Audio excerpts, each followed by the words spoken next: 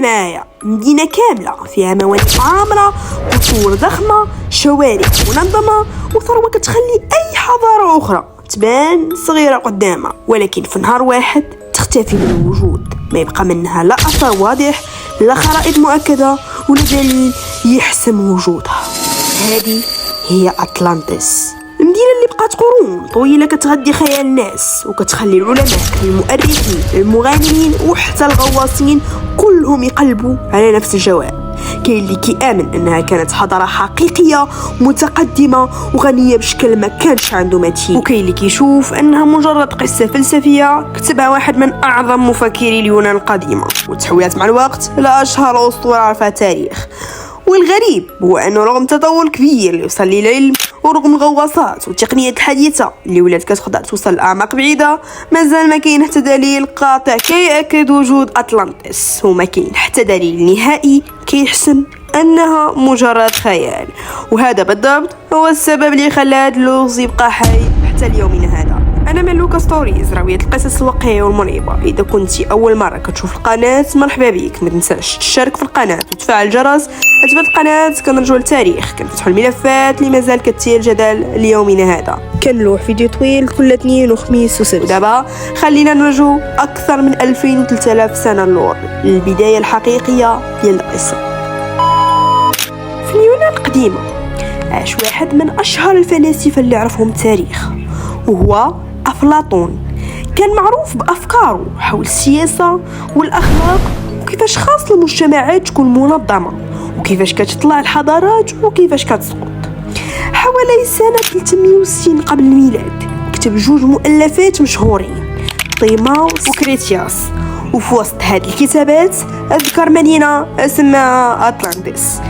قال باللي كانت جزيرة كبيرة كاينه وراء أعمدة هرقل، وهو الاسم اللي كان كيستعمل غالبا للمنطقة اللي فيها اليوم مضيق جبل طارق.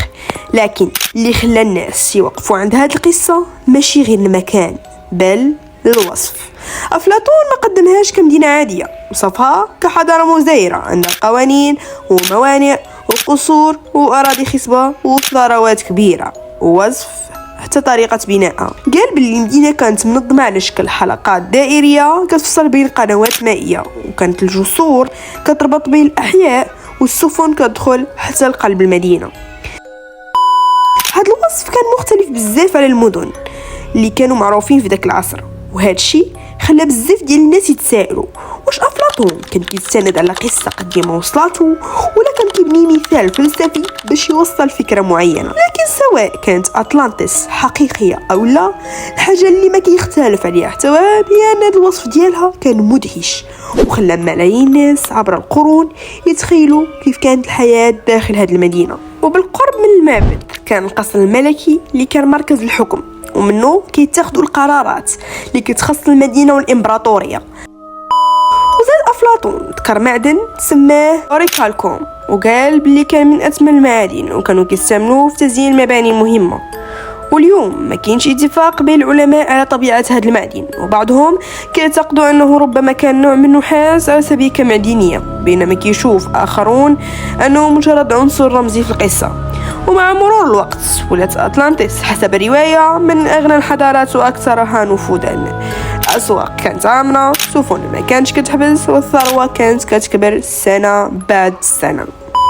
بداية السقوط، رغم الثروة والنظام والقوة اللي كانت كتميز أطلانتس، أفلاطون كيقول بلي هذا الازدهار ما بقاش كيف ما كان، حيث مع مرور السنين تبدل سلوك الحكام.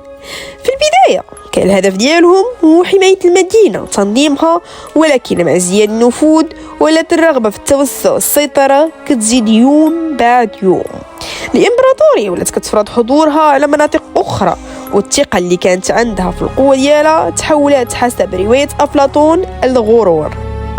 وبالنسبة ليه هذا التغيير ما كانش غير سياسي بل كان أخلاقي. كان كيشوف أن أي حضارة ملي كتنسى التوازن والعدل وكتولي كتعتقد أنها أقوى من الجميع، كتبدا النهاية ديالها كتقرب مهما كانت عظيمة.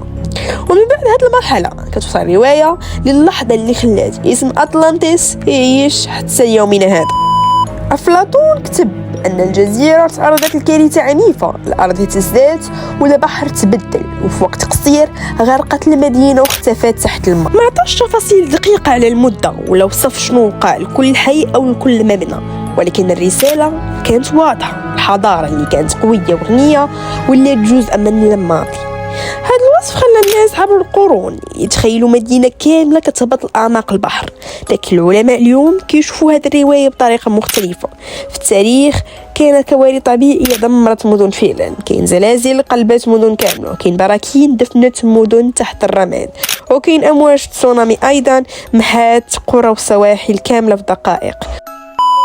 ومن هنا بدأت النظريات تكتر، وكل واحدة فيهم حاولت تفسر شنو يمكن وقع فعلا. واش أفلاطون كان كيهضر على مدينة حقيقية ولا على حدث تاريخي تحول مع الوقت لأسطورة؟ النظريات المرعبة اللي كتدور حول أطلانتس. النظرية الأولى هي نظرية سانتوريني. من أشهر الفرضيات اللي تناقشت هي اللي كتربط أطلانتس بجزيرة سانتوريني.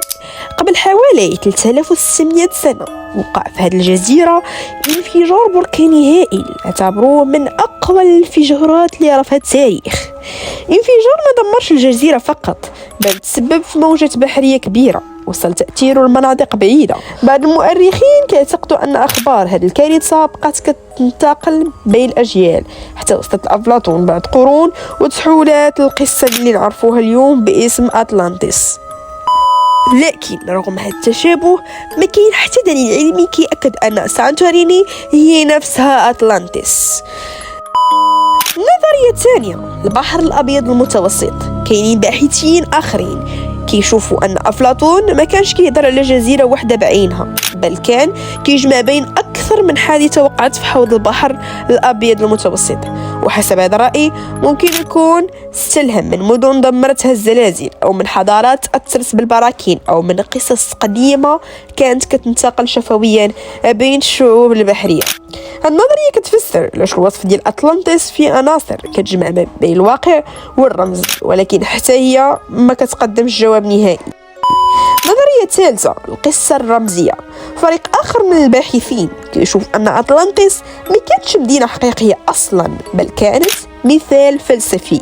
أفلاطون حسب هذا التفسير استعمل المدينة باش يشرح فكرة مهمة: أي حضارة مهما كانت قوية وغنية إلا فقدت التوازن الأخلاقي والسياسي ديالها كتولي معرضة للسقوط. اليوم وبعد أكثر من 2000 عام لأول مرة ذكر فيها أفلاطون اسم أطلانتس، مازال ما كاين حتى دليل علمي قاطع كيأكد وجودها، وما كاين حتى دليل كيقدر ينفيها بشكل نهائي. ولهذا السبب بقات أطلانتس من أكبر ألغاز التاريخ. ربما كانت مدينة حقيقية اختفت مع الزمن، وربما كانت قصة فلسفية بغى أفلاطون يوصل رسالة عن مصير الحضارات اللي كتنسى التوازن والعدل. لكن مهما كان الجواب كاين حقيقة واحدة ما كيختلف عليها حتى واحد: اسم أطلانتس بقى حاضر في ذاكرة البشر أكثر من مدن كثيرة كانت موجودة فعلا. ويمكن هذه هي المفارقة الأكبر: مدينة مازال العالم مختلف واش كانت حقيقة، لكنها نجحت تعيش في خيال الناس لأكثر من 2000 سنة. وإلى عجبكم هذا الفيديو ما تنساوش ديروا لايك وتشتركوا في القناة ديالنا من لوكا ستوريز، وبارطاجيو هذا الفيديو مع الأصدقاء ديالكم، وشاركونا رأيكم في التعليقات. شنو كترجحوا؟ واش أطلانتس كانت حضارة حقيقية اختفت تحت البحر، ولا مجرد قصة خلاتها قوة الخيال تعيش حتى اليومنا هذا؟ نتلاقاو في قصة جديدة. كانت معكم من لوكا ستوريز. باي باي.